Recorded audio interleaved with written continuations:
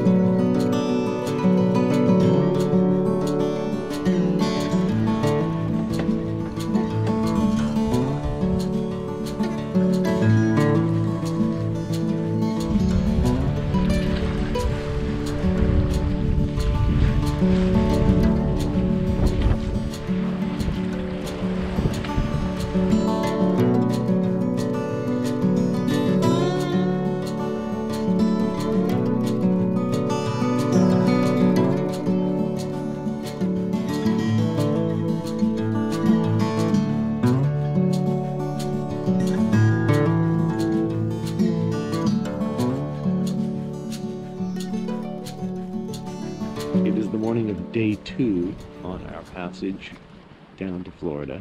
All is well with shipping crew.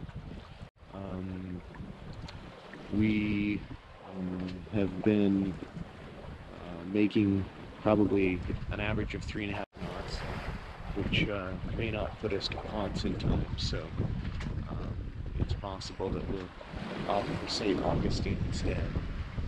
The sea state is quite rolly this morning.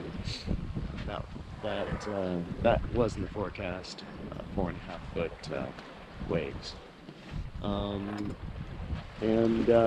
Yeah, it looks like it's going to be a sunny day, which we could really use because it was chilly last night, and watches were definitely dark and cool. At approximately 2/3 into the passage to Ponce Inlet, I noticed a sound coming from the steering. After talking it through with my brother Brent, I popped my head below the pedestal and discovered it to be the steering sheave bracket, which was badly rotting and coming loose.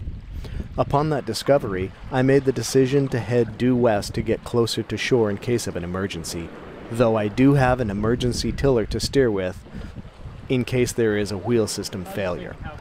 Also, as we motored in heavy seas for about 2 hours overnight later that evening, an unlabeled engine light came on, and I discovered an accumulation of oil in the engine bilge, which at the time I assumed to be engine oil. So, there were 2 things to be fixed prior to any Bahamas passage.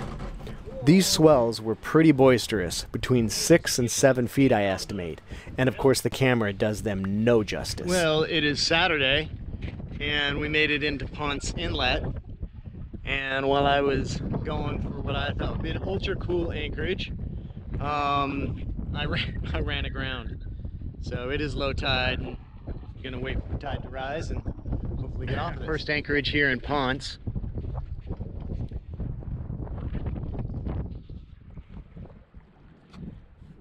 Okay, and I do have these bilge diapers. I cleaned up the oil that was leaking. It turns out that the oil was leaking from a seal on the V drive, possibly the adapter that goes to the transmission. So I'm going to put just a bilge diaper under here, which I guess I understand that they don't absorb water, so they're hydrophobic, and hopefully that'll make it a little bit cleaner. The alternator, we discovered that the light that had gone off was actually the alternator light, not the oil light. We've identified the two anonymous lights on the control panel. It was the alternator. The alternator, we tested it. It's not supplying voltage. So I have ordered, overnighted a new alternator and had it shipped here to Ponce. Pick it up tomorrow, and at the same time we're going to do some some research to see if there's a metal shop here in Ponce as well that can help us fix our steering system. And now that we've taken off the old alternator, I have an opportunity to replace the belts.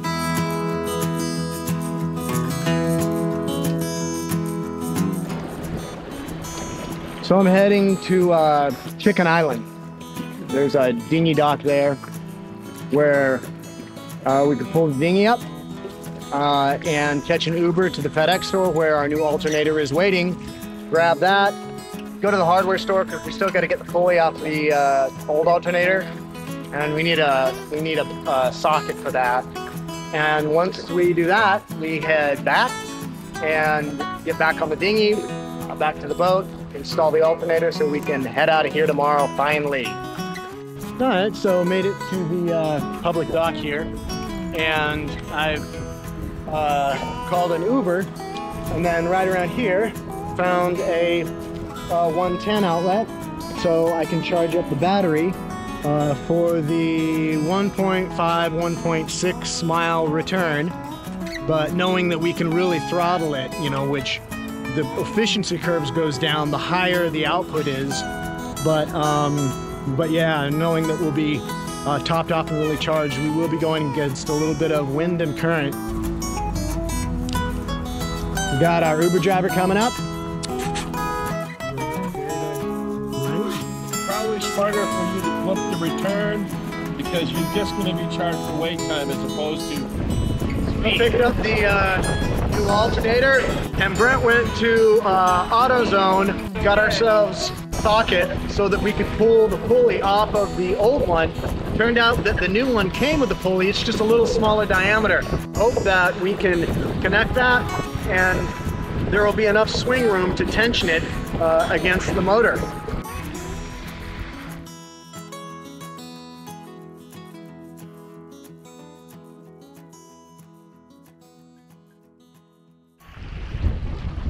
We wound up getting a smaller belt for the new alternator pulley, and after assembling everything, the voltage output was right where it should be, so we finally headed south and out of Ponce via the ICW to get our steering repaired in Fort Pierce.